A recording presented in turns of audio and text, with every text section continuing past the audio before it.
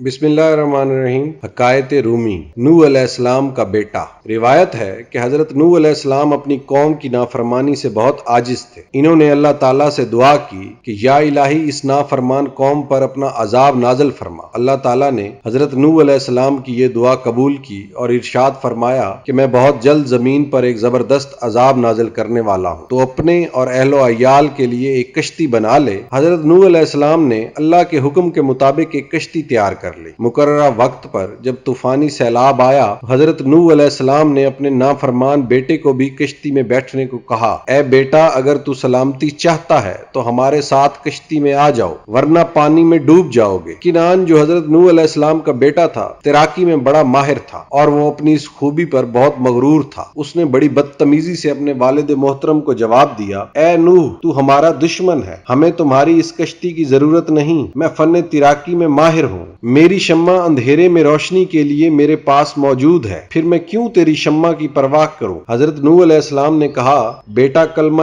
بد اپنی زبان سے مت نکال، یہ طوفان عذاب الہی ہے، محیب بلا ہے، تیری تیراکی دھری کی دھری رہ جائے گی، تم اتنا نہیں تیر پاؤ گے، آخر کہاں تک تیرو گے، ہاتھ پاؤں کام کرنا چھوڑ دیں گے، یہ عذاب الہی ساری شمعیں بجھا دے گا اور صرف حق کی شمع جلتی رہے گی، بیٹا میری بات مان لو اور کشتی میں آ جاؤ۔ کنعان نے ہنس کر کہا، اے نوح علیہ السلام، تو میری فکر نہ کر، میں سب سے اونچے پہاڑ پر چڑھ جاؤں گا اور پہاڑ کی چوٹی تک پانی کبھی نہیں پہنچ سکتا۔ بیٹے کی یہ بات سن کر حضرت نوح علیہ السلام چیخ اٹھے، اے بے خبر، ایسا مت کرنا، اس طوفان میں اونچے سے اونچا پہاڑ بھی مٹی کے ذرے کی طرح حقیر ہے اور اللہ اپنے دوستوں کے علاوہ کسی کو بھی اس عظیم عذاب سے نہ بچائے گا، میری بات مانو، ضد اور غرور چھوڑو اور اس کشتی میں آ کر بیٹھ جاؤ، سلامت رہو گے۔ کنعان نے جواب دیا، اے نوح علیہ السلام، میں نے پہلے کبھی تیری نصیحت مانی تھی جو اب مانوں گا؟ تو مجھ سے اس بات کی امید کیوں کرتا ہے کہ میں تجھے سچا مانوں گا؟ یاد رکھ، میں دونوں جہانوں میں تجھ سے الگ ہوں۔ غرض یہ کہ حضرت نوح علیہ السلام نے ہر طرح سے اپنے بیٹے کو عذاب الہی سے ڈرانے اور سمجھانے کی کوشش مگر ناکام رہے۔ اس بدبخت نے بحث و تکرار جاری رکھی، یہاں تک کہ ایک سر بفلک اور تیز و تند موج آئی اور کنعان کا سارا غرور اس میں بہہ گیا۔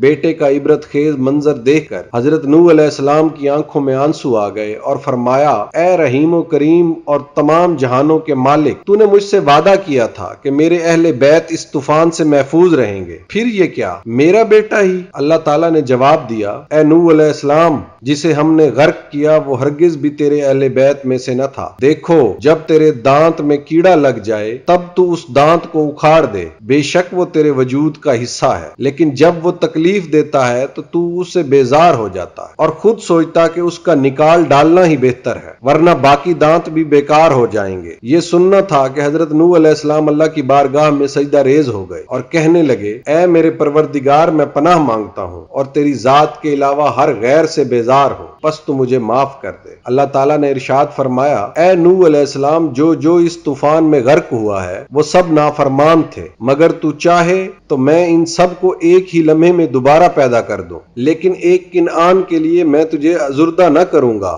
لیکن پھر کہتا ہوں وہ تیری آل میں سے نہ تھا۔ یہ ارشاد سنتے ہی حضرت نوح علیہ السلام نے عرض کیا، اے میرے پروردگار، میں ایسا نہیں چاہتا، میں تو تیرے ہر کام میں راضی ہوں، اگر تجھے منظور ہو تو مجھے بھی اس عذاب میں غرق کر دے، میں راضی برضا ہوں، اگر تو مجھے ہلاک کر دے تو وہ موت بھی میرے لیے زندگی ہی کی طرح ہوگی، میں تیری ذات کے علاوہ کسی اور پر نظر نہ رکھوں گا۔ مولانا روم صاحب فرماتے ہیں، جو اللہ تعالیٰ کے علاوہ کسی اور پر نظر رکھتا ہے وہ ذلیل و خوار ہو کر کفر میں مبتلا ہوتا ہے۔